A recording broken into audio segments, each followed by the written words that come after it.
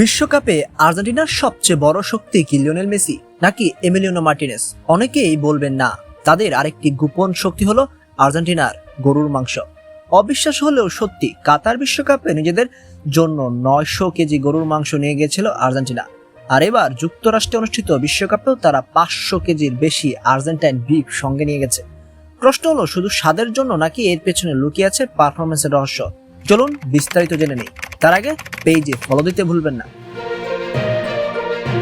Argentina football অ্যাসোসিয়েশনের সভাপতি Claudio তাপিয়ার নেতৃত্বে পুরো পরিকল্পনায় করা হয়েছে যাতে খেলোয়াড়দের খাবারের রুটিনে কোনো পরিবর্তন না আসে।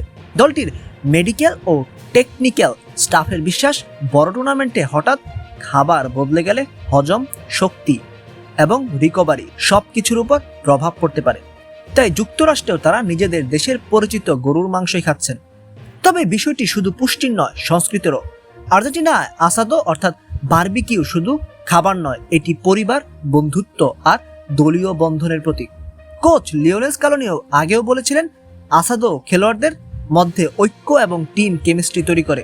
বিশ্বকাপের মতো চাপের টুর্নামেন্টে মানসিকভাবে স্বস্তিতে থাকা যেমন জরুরি, তেমনি দলীয় বন্ধনও বড় ভূমিকা রাখে। আর পুষ্টিগত দিক থেকেও গরুর মাংসের গুরুত্ব অনেক।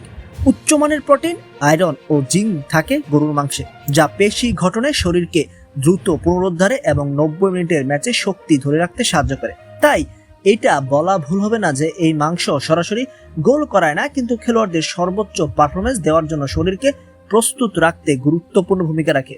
মজার বিষয় হলো, কাতার বিশ্বকাপেও আর্জেন্টিনা নিজেদের মাংস নিয়ে গিয়েছিল এবং শেষ পর্যন্ত শিরোপা জিতেছিল।